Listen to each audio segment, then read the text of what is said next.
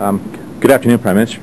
I'll try and squeeze a two-parter in here if I could. Sure. It being the end of the political season in Ottawa, I wonder if you might just care to comment or reflect upon the goals you set out in the throne speech 8 or 9 months ago, highlights, lowlights of the season.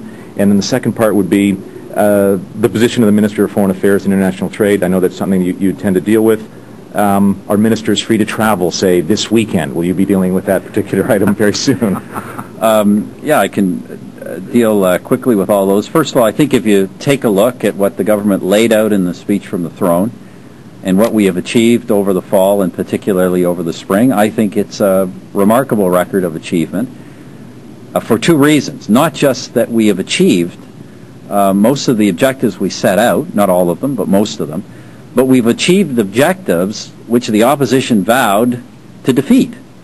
We have brought in another phase of our economic plan, including the comprehensive across-the-board tax cuts, the reductions to not just business taxes, but to personal taxes, and of course the second cut to the GST.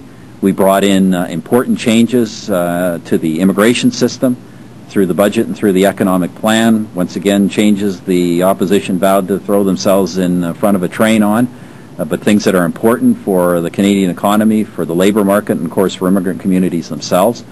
I could talk about all the other things in the budget, the Community Development Trust monies, support for agriculture and biofuels.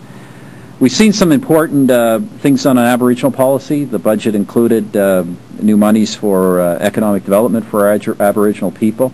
We obviously gave the historic, long overdue apology to Aboriginal people, and for the first time ever, as of last night, Aboriginal people are being fully integrated into the Canadian Human Rights Act as a consequence of legislation we passed through this Parliament.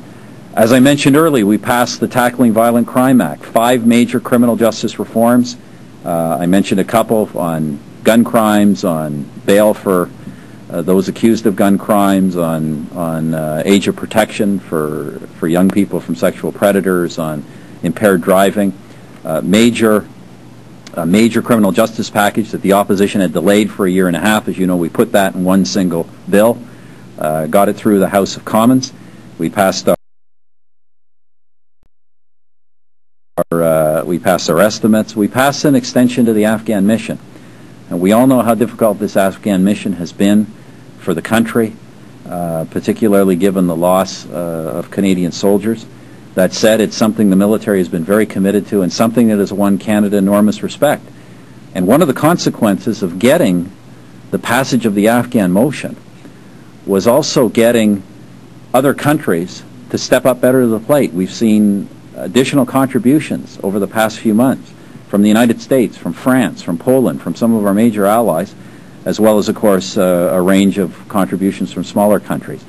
I'm probably forgetting something, but I think that's a pretty good record of achievement in a minority parliament.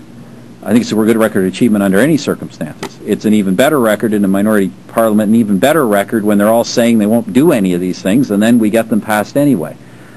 And, I do think that, if I can say it frankly, I do think that the effectiveness of the government is really reflected in the bankruptcy of the opposition. That, they have very little to ask about in the House of Commons. They make wild allegations. Most of those allegations have turned out to be completely unfounded, so then they make wild allegations that senior bureaucrats, that police officers, that whoever else, the OPP, the RCMP, that everybody's involved in a cover-up. I mean, it's nonsense. They just were wrong. They've made false accusations. They got nothing else to ask about. And the one policy idea they can come up with, they're so bankrupt intellectually that the only policy idea they can come up with is to impose a new tax on energy prices at a time when rising energy prices are a national and global problem. That is their only idea. So as I say, I think it's a pretty good record. Now, you